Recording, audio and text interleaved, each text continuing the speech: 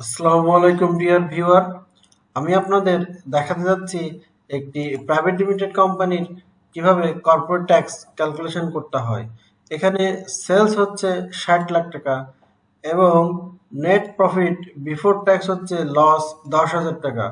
এখানে আরেকটি লক্ষণীয় বিষয় হচ্ছে 155 ধারা অনুসরণ করে অ্যাডভান্স ট্যাক্স দেওয়া হয়েছিল 28,800 টাকা। আমরা ধরে নিচ্ছি এই কোম্পানির প্রতিটা ট্রানজাকশন ব্যাংকের মাধ্যমে হয়েছে, সুতরাং ক্যালকুলেট দ্য ট্যাক্স লায়াবিলিটি। আমরা জানি প্রাইভেট লিমিটেড কোম্পানির টার্নওভার ট্যাক্স হচ্ছে 0.60% এবং রেগুলার ট্যাক্স হচ্ছে 27.5%।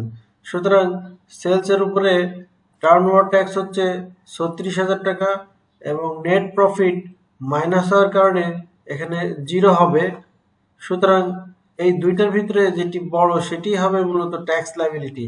এখানে এই দুইটির ভিতরে বড় হচ্ছে 36,000, সুতরাং ট্যাক্স লায়াবিলিটি হবে 36,000।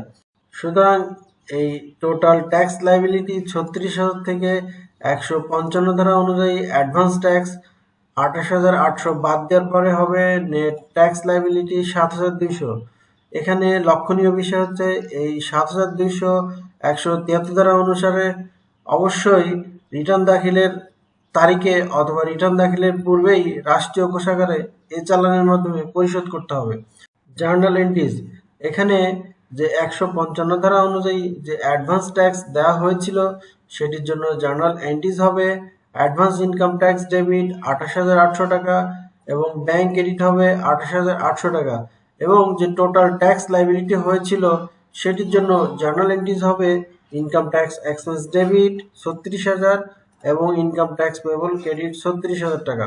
এবং যখন এ চালানের মাধ্যমে রাষ্ট্রীয় কোষাগারে জমা করতে যাব তখন বুকস অফ অ্যাকাউন্টে জার্নাল এন্ট্রিজ হবে ইনকাম ট্যাক্স পেবল 36,000 টাকা ডেবিট এবং অ্যাডভান্স ইনকাম ট্যাক্স 28,000 টাকা ক্রেডিট এবং ব্যাংক 7,200 টাকা ক্রেডিট।